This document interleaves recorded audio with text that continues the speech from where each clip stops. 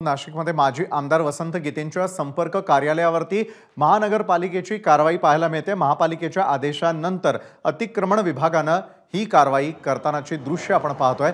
मनपाची जागा नसताना कारवाई कशी केली असा थेट सवाल आता कार्यकर्त्यांनी देखील उपस्थित केलेला आहे।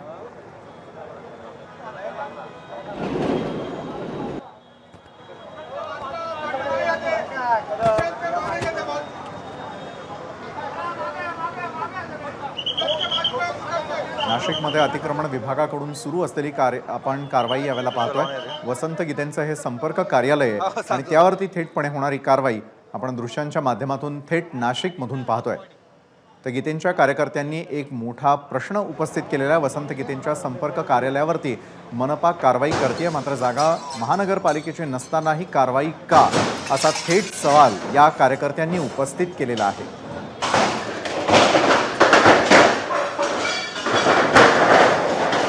कारवाई सुरू असताना गीतेंचे समर्थक आणि अनेक कार्यकर्ते मोठ्या संख्येने नाशिकच्या अतिक्रमण विभागाच्या कारवाईवरती लक्ष ठेवून आहेत। नाशिकमध्ये ठाकरे गटाच्या कार्यालयावरती होणारी कारवाई, जिची थेट दृश्य नाशिकमधून वसंत गीतेंच्या संपर्क कार्यालयावरती महानगरपालिकेने केलेली ही कारवाई आहे। बघतोय की गेल्या 3 तासापासून कारवाई करायची की नाही करायची याबाबतला संभ्रम होता। पहिले ऑर्डर नव्हती, नंतर नाशिक महानगरपालिकेचे अतिक्रमण विभागाचे अधिकारी इथे आले, ऑर्डर घेऊन आलेत आणि आता ह्या कारवाईला सुरुवात झाली। आपण बघतोय की हे संपर्क कार्यालय होतं, गेल्या 40 वर्षापासून संपर्क कार्यालय इथेच होतं आणि इथून लोक उपयोगी कामं सुरू असल्याचा दावा वसंत गीते यांच्याकडनं केला जात होता। मात्र आज अखेर न्यायालयामध्ये हे प्रकरण सगळं न्यायप्रविष्ट असताना देखील अशा स्वरूपाची कारवाई ही करण्यात आलेली आहे। वसंत गीते यांच्या कार्यालयाच्या आजूबाजूला जी छोटी छोटी व्यावसायिकांची खाद्यपदार्थांची दुकानं होती, हातगाडे होते, ते देखील हटवण्यात आलेले आहेत आणि आता मुंबई नाका परिसरातील महामंडळाच्या एसटी महामंडळाच्या जागेवरचं हे अतिक्रमण आहे। हे अतिक्रमण आता जमीनदोस्त करण्यात आलेलं आहे।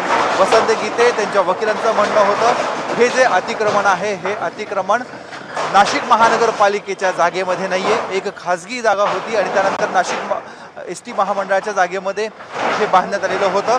जे व्यावसायिक होते त्यांचे काही करार देखील झालेले होते, मात्र त्याला कशालाच न जुमानता नाशिक महानगरपालिकेनं अखेर ही कारवाईला सुरुवात केलेली आहे आणि आपण बघतोय की मागच्या बाजूला हे सर्व अतिक्रमण आता काढलं जात आहे।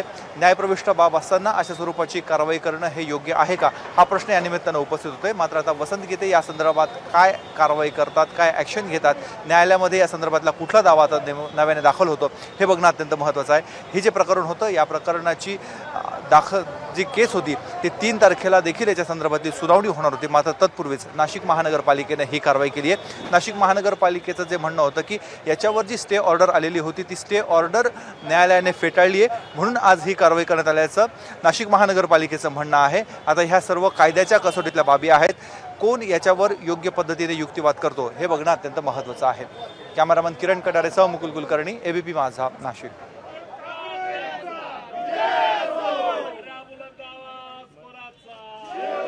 तर आमचे प्रतिनिधी मुकुल कुलकर्णी यांनी या संपूर्ण घटनेचा आणि त्या ठिकाणी सुरू असलेल्या कारवाईचा आढावा आपल्यापर्यंत पोहोचवलेला आहे।